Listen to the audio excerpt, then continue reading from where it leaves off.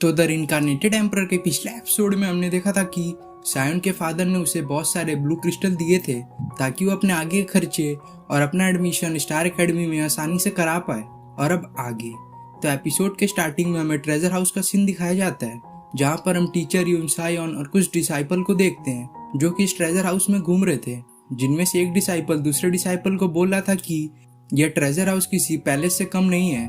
मैं यहाँ पर जब भी आता हूँ मुझे लगता है कि जैसे मैं एक बहुत बड़ा रिच फैमिली से बिलोंग करता हूँ, क्योंकि यहाँ पर चारों तरफ बहुत ही प्रीशियस मेटल और स्पिरिट टूल रखे हुए हैं। जिसके बाद पर दूसरा डिसाइपल भी एग्री करता है। जिसके बाद हम सायन और टीचर यून को देखते हैं, जहाँ पर सायन टीचर यून से पूछ रहा था कि हम लोग तो अभी किंगजाओ सिटी में जाने वाले थे, तो अभी हम लोग इस ट्रेजर हाउस में क्या कर रहे हैं। जिस पर टीचर यून इसे बताती हैं कि इस किंगसान टाउन से किंगजाओ सिटी बहुत दूर है और अगर तुम उस सिटी में दौड़ कर भी जाओ तो तुम्हें 1 महीने लग जाएंगे, जितना टाइम हम लोग के पास अभी नहीं है, क्योंकि एडमिशन बहुत ही जल्द शुरू होने वाले हैं। इसलिए मैं तुम्हें इस ट्रेजर हाउस में लाई हूँ, क्योंकि इस ट्रेजर हाउस में एक टेलीपोर्टेशन वॉइड एरे फॉर्मेशन है, जिसके यूज से हम पलक झपकते ही किंगजुआन सिटी में पहुंच जाएंगे। जो जानकर सायन काफी हैरान होता है, क्योंकि ऐसा ट्रेजर हाउस हर एक सिटी के स्टेट में मौजूद है, जिसकी वजह से यह वॉइड एरे फॉर्मेशन हमें उस सिटी में पहुंचा सकता है। जो लोग ऐसी बातें कर ही रहे थे कि तभी उनके सामने एल्डर चैन और फ्यूरी आ जाते हैं, जिन्हें देख टीचर यून एल्डर चैन को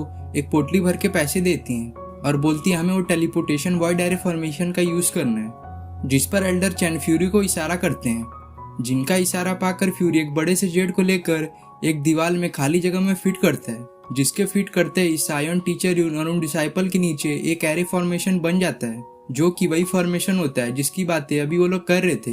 तो सायन को जाता हुआ देख एल्डर चैन उसे अपने आगे की जर्नी के लिए गुड लक बोलते हैं। जिनको ऐसा करता देख टीचर यून काफी हैरान होती हैं। तो वह सायन से पूछती हैं क्या तुम एल्डर चैन को जानते हो। जिस पर सायन उन्हें बताता है कि मैं कुछ दिन पहले यहाँ पर मेडिसिन और कुछ एलेक्सिर लेने आया था, जिन्हीं सब में मेरा पहचान इनसे हो गया। जिसके बोलते ही वो फॉर्मेशन उन्हें किंगजाओ सिटी में टेलीपोर्ट कर देता है। जिसके बाद हम उस सिटी को देखते हैं, जो सिटी काफी बड़ी और काफी क्राउडेड थी। जहाँ घूमते हुए टीचर यून सायन को बताती हैं कि इस सिटी में बहुत ही पावरफुल फैमिली रहती हैं, जिनका सपोर्ट अगर किसी को मिल जाए तो उस पर कोई भी अटैक करने का सोच ही नहीं सकता। जो लोग बातें कर ही रहे थे कि एक डिसाइपल को आसमान में एक रेड फिनिक्स दिखती है, जिस पर वो सभी को उसके बारे में बताने लगता है। जिसके बाद हम उस रेड फिनिक्स को देखते हैं, जो कि काफी ब्यूटीफुल और काफी बड़ी होती है, जो उन सबको देखकर काफी उनके पास से गुजरती है। जिसको सायन अपने आंखों के सामने देखकर काफी हैरान होता है, क्योंकि उसने इस फिनिक्स के बारे में बस किताबों में ही पढ़ा था और आज वो अपने सामने उसे देख पा रहा है। जिसके जाने के बाद वहां पर 2 बंदे आते हैं, जो कि बंदे काफी बदमाश होते हैं, क्योंकि उनके सामने जो भी आ रहा था वो उन सबको गिराते हुए आगे बढ़ रहे थे।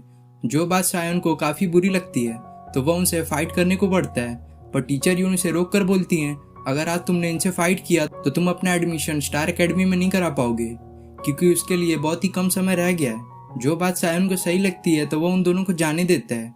जिसके बाद हम स्टार एकेडमी कंपटीशन एरिया को देखते हैं, जहाँ पर बहुत सारे डिसाइपल इकट्ठे हुए थे, जो कि अलग अलग कॉलेज से बिलोंग करते थे।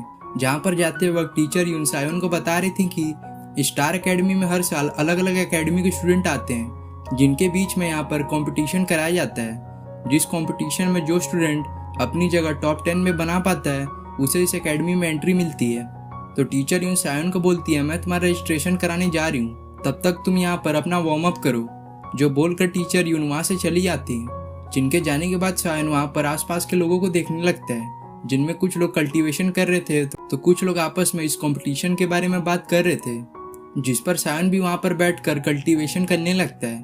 पर यहाँ पर सायन जैसे ही बैठकर कल्टीवेशन करता है, उसे यहाँ पर नींद आने लगती है। जिसे देख वहाँ पर आसपास के डिसाइपल फिर से सायन का मजाक उड़ाने लगते हैं। लेकिन तभी हम वहाँ पर एक ओल्ड मैन को देखते हैं, जिसकी बॉडी से बहुत ही पावरफुल ऑरा निकल रहा था, जिसका नाम एल्डर सुन होता है, जो कि स्टार एकेडमी का एक एल्डर होता है। जो आते ही अपने ऑरा को रिलीज करता है, जिससे बहुत सारे स्टूडेंट जो वहाँ पर बैठकर कल्टीवेशन कर रहे थे, वह सब पीछे चले जाते हैं। पर यहाँ पर सायन जो बैठकर कल्टीवेशन कर रहा था, उस पर इस ऑरे का कुछ खास असर नहीं पड़ता और वह किसी तरह से इस ऑरा से अपने आप को डिफेंड कर लेता है। जो यह सब होता हुआ दूर से एल्डर सुन देख रहे थे और वह सायन को देखकर काफी इंप्रेस होते हैं, क्योंकि ये अकेला वही बंदा होता है जो उनके ऑरा को सह पाया है। जिनके पास टीचर यून आते हुए बोलती हैं यह सायन बहुत ही टैलेंटेड बंदा है, यह कुछ दिन पहले काफी वीक था, इसे सब बुली करते थे, पर अचानक से पता नहीं से क्या हुआ कि कुछ ही दिन में ये बॉडी फॉर्मेशन स्टेज से डायरेक्ट ही सोल रिदम स्टेज का कल्टीवेटर बन गया। जिन बातों को सुनकर सायोन के लिए एल्डर सुन का इंटरेस्ट और भी बढ़ जाता है। लेकिन तभी हम वहाँ पर वांगलिंग को देखते हैं जो कि सायोन के पास आ रहा था, क्योंकि यहाँ पर वांगलिंग को भी स्टार एकेडमी में अपना दाखिला कराना था जो कि सोल रिदम स्टेज पर था।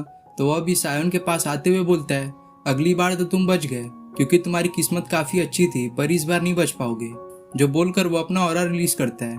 तो सायोन भी कहाँ पीछे होने वाला था, तो वह भी अपना ऑरा रिलीज करता है, जिससे वहाँ पर एक समय के लिए काफ़ी तेज एनर्जी रिलीज होती है, जिससे जो स्टूडेंट एल्डर सुन के ऑरा से इफेक्ट हुए थे वह बेचारे अभी उठ ही रहे थे कि वह सायोन के ऑरा को रिलीज करते ही वापस से नीचे गिर जाते हैं। जिनको ऐसा करता देख एल्डर सुन अनाउंस करते हैं कि कंपटीशन अब स्टार्ट होता है और यहाँ पर जितने स्टूडेंट ने भी इस कंपटीशन में भाग लिया है उन सबको एक टोकन दिया जाएगा, जिनको टोकन देने के बाद एक फॉरबिडन प्लेस पर टेलीपोर्ट किया जाएगा, जहाँ पर स्टूडेंट उस टोकन के लिए आपस में लड़ेंगे और आखिरी में जिस स्टूडेंट के पास सबसे ज़्यादा टोकन हुआ उस स्टूडेंट को इस एकेडमी में एंट्री दे दी जाएगी।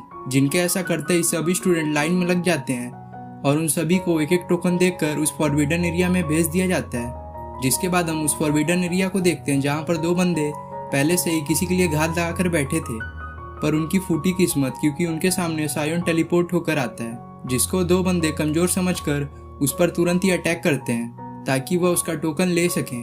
लेकिन जब वो दो बंदे देखते हैं कि यह सायोन है जिसने एल्डर सुन के ऑरा को सह लिया था, तो काफ़ी डरने लगते हैं क्योंकि उन्हें पता होता है कि यहाँ पर सायोन बहुत ही स्ट्रॉन्ग कल्टीवेटर है। इसलिए वह दोनों वहाँ से तेजी से भागने लगते हैं। जिनको ऐसा भागता हुआ देख सायोन तुरंत ही उनमें से एक को अटैक करके वहीं गिरा देता है, पर यहाँ पर दूसरा बंदा भागना जारी रखता है, जिसको लास्ट में सायोन पकड़ ही लेता है। जिनको पकड़ने के बाद सायोन उन्हें पूछता है कि आखिर तुम यहाँ से भाग क्यों रहे थे, जिस पर वो दोनों शेयर करते हैं कि हम लोग ने यहाँ पे एक ट्रैप लगा के रखा था, जिसमें जो भी बंदा हमारे सामने टेलीपोर्ट होकर आएगा हम दोनों उस पर अटैक करके उसका टोकन ले लेंगे। पर हारे हमारी फूटी किस्मत कि वह बंदा तुम निकले।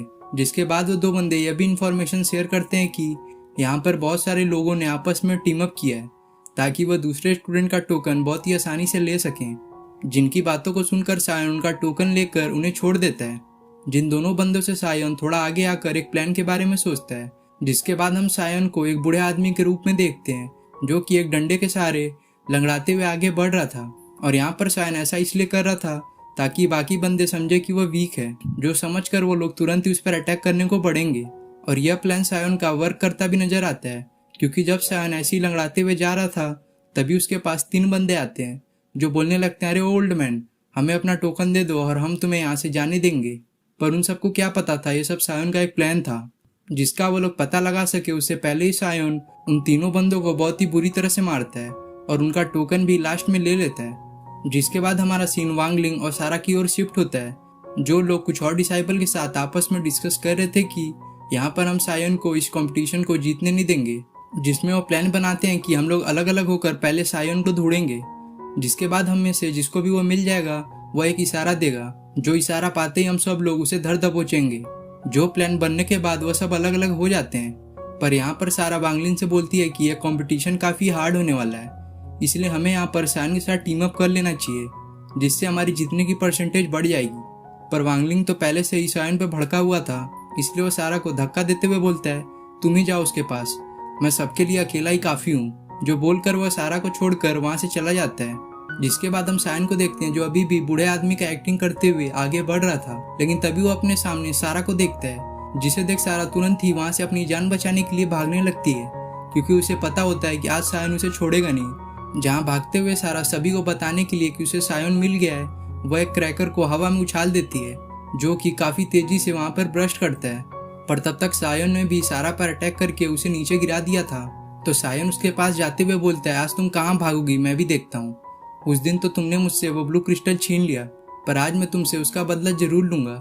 जिससे सारा समझ जाती है कि सायोन आज उसे छोड़ेगा नहीं, इसलिए वो एक्टिंग करते हुए बोलती है, वो सब प्लान वांगलिंग का था, मैं तो बस उसकी हेल्प कर रही थी। एक तुम ही तो हो जो मेरी कदर करता है और मुझे हमेशा सपोर्ट करता है, और मैं अपनी पिछली गलती के लिए तुमसे माफ़ी मांगती हूँ।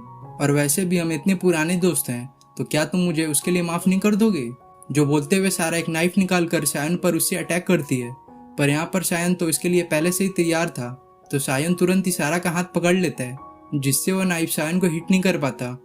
और उल्टा सायन उस नाइफ को सारा के पेट में घुसा देता है और बोलता है मैं तुम्हें माफ़ तो कर देता, पर मुझे यहाँ पर पता है कि तुम यहाँ पर हमेशा वांगलिंग के सपोर्ट में ही रहोगी और जब तक तुम जिंदा रहोगी तुम मुझे हमेशा हार्म पहुँचाने की कोशिश करोगी, इसलिए तुम मरना ही डिजर्व करती हो। जिसके बोलते ही वहाँ पर बहुत सारे डिसाइपल सायन की तरफ बढ़ने लगते हैं जो कि सारा के उस इशारे की वजह से आए थे। जिसके दिखाती है एपिसोड यहाँ पे खत्म हो जाता है।